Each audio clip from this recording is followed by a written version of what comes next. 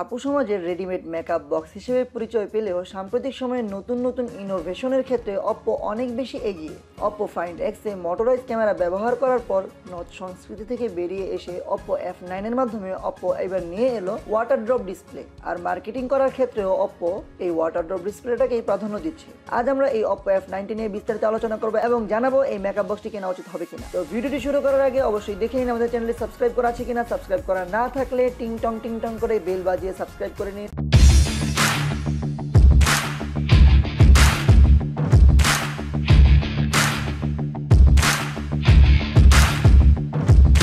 Hello বন্ধুরা, সবাইকে স্বাগতম তরল প্রযুক্তির ইউটিউব চ্যানেলে। আজকের ভিডিওটির রিভিউ স্যাম্পল আমাদেরকে প্রোভাইড করেছে গ্যাজেট মাঙ্কি বিডি। বসুন্ধরা সিটিতে তাদের সব বিস্তারিত তাদের পেজ ও গ্রুপের লিঙ্ক ডিসক্রিপশন বক্সে দিয়ে দেওয়া হলো। প্রথমেই আনবক্সিং।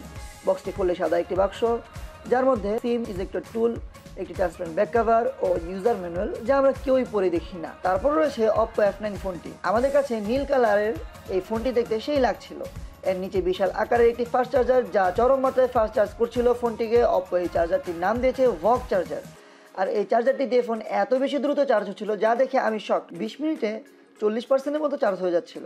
Just awesome. এবং একটি micro USB cable for charging. হ্যাঁ, micro USB। Why man why? 2018 সালে এসেও মাইক্রো USB। আর একটি হেডফোন। তারপর ডিসপ্লে, ডিজাইন ও ডিউরেবিলিটি নিয়ে কথা বলা যাক। ফোনটি দেখতে খুবই সুন্দর। ফোনটির পিছনে ডায়মন্ড শেপ প্লাস্টিক বডি, যা ফোনটিকে করে তুলেছিল চরম সুন্দরী। আর এটি যেহেতু প্লাস্টিক বডি, সো পড়লে ভাঙবে না এবং যথেষ্ট ডিউরেবল। ফোনটিতে ডিসপ্লে হিসেবে পাচ্ছেন 6.3 ইঞ্চি এর IPS LCD 19.5:9 রেশিওর ফুল HD plus water drop notch একটি ডিসপ্লে, যার কারণে ডিসপ্লেটা আরো বড় এবং দেখতে সুন্দর লাগছিল। ডিসপ্লের PPI 409। ডিসপ্লে দেখতে সুন্দর হলেও এতে কালার কন্ট্রাস্ট মোটামুটি মানের পাচ্ছিলাম। আর সানলাইট ভিজিবিলিটি একেবারেই বাজে। রোদে ফুল ব্রাইট স্ক্রিনও খুব ভালোভাবে দেখা যাচ্ছিল না। আর এতে ডিসপ্লে প্রোটেকশন হিসেবে থাকছে কর্নিং গরিলা গ্লাস। ফোনটিতে সফটওয়্যার হিসেবে পাচ্ছেন অ্যান্ড্রয়েড ওরিও 8.0 এবং অপ্পোর নিজস্ব কালার ওএস, যা আইফোনের প্রায় একটি কপি। তবে ইউআইটি যথেষ্ট স্মুথ এবং ইউজার ফ্রেন্ডলি। হার্ডওয়্যার সেকশনে ফোনটিতে মিডিয়াটেকের হেলিও P60 অর্থাৎ MT6771 প্রসেসরটি ব্যবহার করা হয়েছে এবং এতে জিপিইউ হিসেবে মালি G72 MP3 ব্যবহার করা হয়েছে, যা দিয়ে দৈনন্দিন কাজগুলো খুব ভালোভাবে করা যাবে। এবং গ্রাফিক্স সুন্দর এবং এই গ্রাফিক্সটি অনেক ভালো, যা গেমস খেলতে খুব ভালো স্মুথ পারফরমেন্স দেয়। আর ফোনটি পাওয়া যাবে 464 এবং 664 এই দুটি ভার্সনে। এতে সিকিউরিটি হিসেবে পাচ্ছেন ফিঙ্গারপ্রিন্ট সেন্সর, যা একটু স্লো, এবং ফেস আনলক, যা মোটামুটি ফাস্ট পাচ্ছিলাম।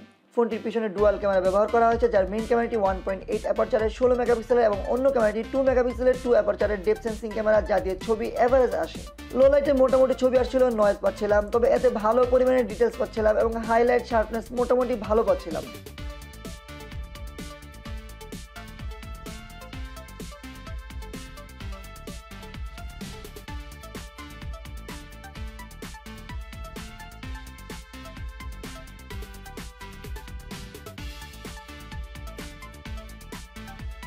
এবং এতে তোলা পোর্ট্রেট মোডের ছবিগুলো ভালো, তবে দাম হিসাবে একেবারে বেমানান। তারপর আসা যাক সামনের ক্যামেরায়। ফোনটির সামনে ব্যবহার করা হয়েছে 25 মেগাপিক্সেলের ক্যামেরা।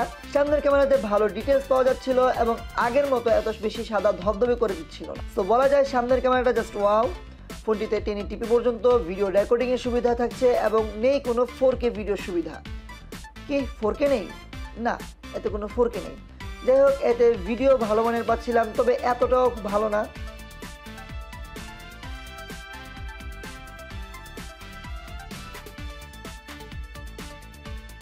আর ফোনটিতে পাচ্ছেন 3500 mAh এর একটি ব্যাটারি, যা দিয়ে মোটামুটি 5 থেকে 5.5 ঘন্টার ব্যাকআপ পাচ্ছিলাম।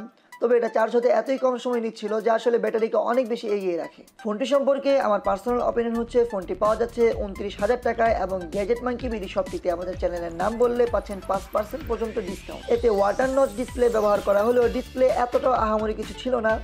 আর এই দামে হেলিও P60, আমার একটাই প্রশ্ন, কেন? আর এর ক্যামেরা এভারেজ, যা দাম হিসাবে বড্ড মেমানান। এই দামে বাজারে আরও অনেক ভালো মানের ফোন পাচ্ছেন, যেমন হনর প্লে, পোকো F1। তো আপনি যদি শুধু ওয়াটার ড্রপ ডিসপ্লে ও ভক চার্জিং এবং ক্যামেরার জন্য ফোনটি কিনেন, তাহলে এটা নিতে পারেন। তবে সবকিছুই এভারেজ। ফোনটি সম্পর্কে অবশ্যই আপনার মতামত জানাবেন কমেন্ট বক্সে এবং ফোনটি কেন কেনা উচিত তা আমাদের বলবেন। বন্ধুরা, এমন সব আকর্ষণীয় ভিডিও পেতে অবশ্যই লাইক, কমেন্ট এবং সাবস্ক্রাইবের মাধ্যমে তরল প্রযুক্তির পাশেই থাকুন। আর আমরাও থাকবো আপনাদের পাশে এমন আরও অনেক আকর্ষণীয় ভিডিও নিয়ে। তরল প্রযুক্তি, প্রযুক্তি যেখানে পানির মতো সহজ।